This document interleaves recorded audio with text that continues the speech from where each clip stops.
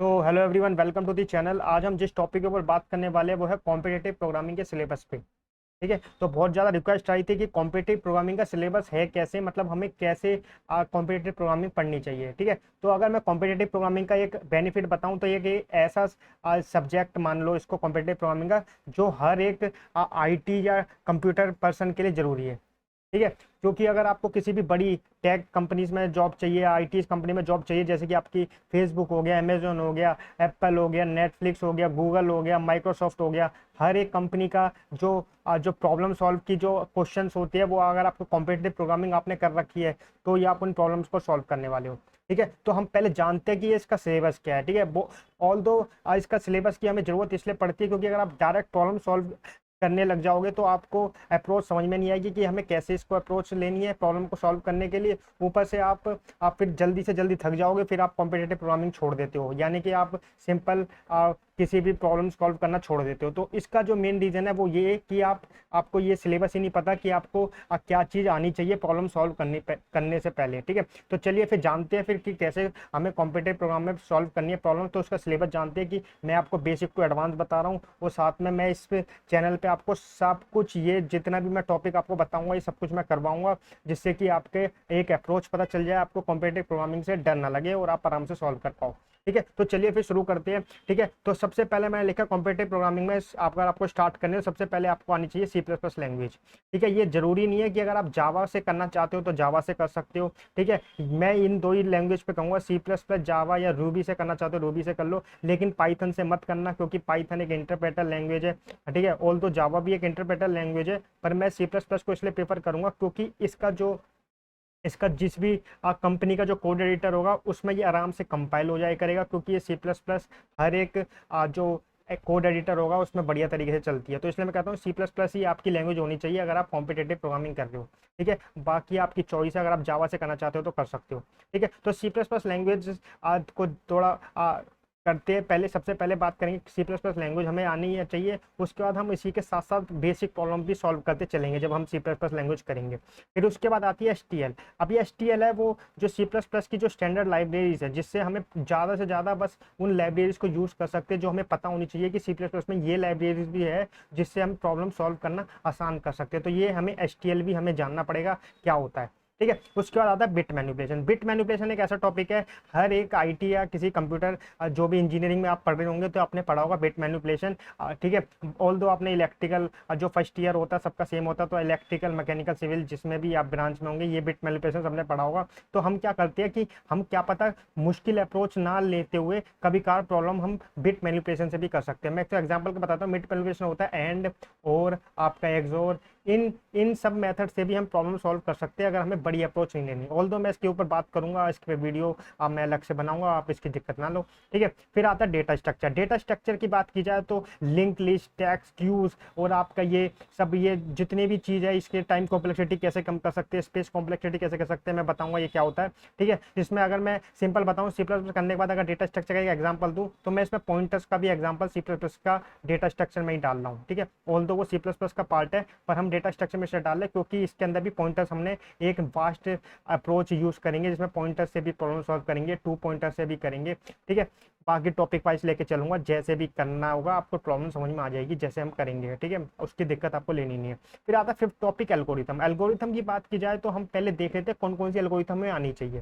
ठीक है, पहले हम लीनियर सर्च पढ़ते थे, लीनियर सर्च के टाइम पे लीनियर सर्च को हमने उसको चेंज करके बाइनरी सर्च कर लिया। तो अब हमें इसमें क्या करना है, एप्लीकेशन ऑफ बाइनरी सर्च आनी चाहिए, फिर ग्रीडी एल्गोरिथम पता होनी चाहिए, फिर डायनामिक प्रोग्रामिंग।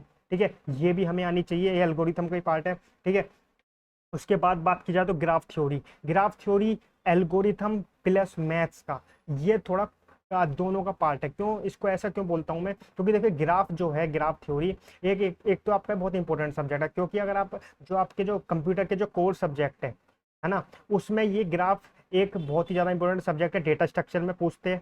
ठीक है, ऊपर से आपका मैथ्स में आता है ग्राफ।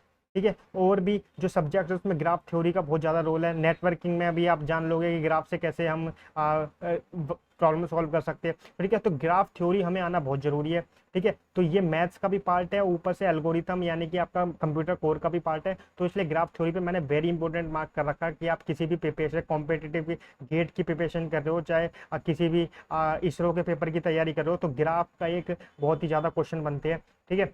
तो इसमें मैं इंपॉर्टेंट इसको मार्क कर दिया, all algorithm and knowledge about graph like texturing colouring जो हम पढ़ते हैं ग्राफ्स के अंदर, ये भी बहुत ही ज़्यादा इंपॉर्टेंट है, ठीक है। ऊपर से गेट के अंदर मैं बात करूँ, अगर मैं एक एग्जांपल दे रहा हूँ, जो 2021 2022 का जो गेट का एग्जाम था उसके अंदर ज़्यादा से ज़्यादा क्वेश्चन ग्राफ के ही आए थे, क्योंकि हर कोई कंपनीज भी, अगर आईटी कंपनी की बात की जाए या फिर आपकी ये प्रॉब्लम जो ज़्यादातर दिए जा रहे हैं वो ग्राफ पे इसलिए दिए जा रहे हैं क्योंकि ये ग्राफ बहुत ही ज़्यादा इंपॉर्टेंट टॉपिक है, इसलिए मैंने इस पर डबल स्टार मार्क करे, ये तो आपको आना ही चाहिए, ठीक है। फिर एल्गोरिथम मैंने फ्लॉयड वॉशॉल भी लिख दिया है, क्योंकि मैंने वो भी ऊपर ग्रीडी और डायनेमिक लिखा था, ये भी फ्लॉयड वॉशॉल भी हम इसको बात मान के चलेंगे, ये भी एल्गोरिथम का पार्ट है, ठीक है। फिर नंबर थ्योरी, नंबर थ्योरी क्या हो जरूरी है, नंबर थ्योरी एक तो मैथ्स का पार्ट है, ठीक है। तो नंबर सिस्टम हमें, नंबर थ्योरी ये हमें इसलिए अच्छी तरह आनी चाहिए, कभी कभार हम सोचते हैं कि हम प्रॉब्लम को कोडिंग के जरिए सॉल्व करना चाह रहे होते हैं, लेकिन सिंपली हम अगर मैथ से भी प्रॉब्लम को सॉल्व कर सकते हैं, तो इसलिए हमें नंबर थ्योरी, ये जो नंबर सिस्टम है ये मैथ्स का पार्ट है, ऑल्दो हमें इसको आना चाहिए, ठीक है। इसमें जीसीडी की प्रॉब्लम हो गई, ठीक है, एचसीएफ की प्रॉब्लम हो गई, आपने देखी होंगी, ये सिंपल मैथ से सॉल्व हो सकती है, तो हम इतनी बड़ी अप्रोच क्यों ले, तो इसलिए नंबर थ्योरी और नंबर सिस्टम का भी मेन रोल है,